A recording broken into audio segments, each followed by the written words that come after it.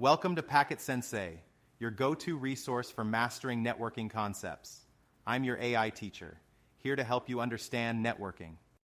Let's talk about Cisco PortFast, a really cool feature in Cisco switches that can make your network run smoother. Imagine you're connecting your computer to the network, and you want it to start working right away. That's where PortFast comes in handy. Normally, when a port on a switch becomes active, it goes through a few stages before it can start forwarding data. These stages are part of the Spanning Tree Protocol, STP, which helps prevent loops in the network. The first state is blocking. The port listens for BPDU messages but doesn't forward any data. The second state is listening. The port prepares to forward data but still doesn't send or receive frames. The third state is learning. The port begins to populate its MASI address table but still doesn't forward frames. The fourth and final state is forwarding. Finally, the port starts to send and receive data. This process can take 30 to 50 seconds, which might seem quick, but in network time, it's an eternity. For devices like computers and servers, we don't really need to worry about loops, and we want them to connect as quickly as possible. That's exactly what PortFast does. It allows the port to skip those initial stages and jump straight into forwarding mode.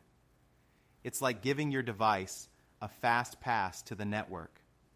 This is super helpful because it reduces the time it takes for your device to get connected and start communicating. Now, you might be wondering, should I use PortFast everywhere? Well, not quite. It's best to use it only on ports that are connected to end devices like computers or servers. You wouldn't want to use it for connections between switches because that could potentially create loops in your network, and we definitely want to avoid that. Using PortFast is pretty straightforward. If you're working on a Cisco switch, you just need to enable it on the specific port you want. On older Cisco iOS versions, you use the command Spanning Tree PortFast on the interface. On newer Cisco iOS versions, you use the command Spanning Tree PortFast Edge. So, next time you're setting up a network and want to ensure that your computers and servers connect quickly without any unnecessary delays, remember PortFast.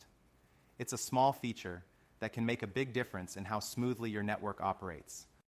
And that's it for this video. Thank you for joining me today. If you have any questions or want to dive deeper into any of these topics, feel free to leave a comment below, and I'll be happy to help.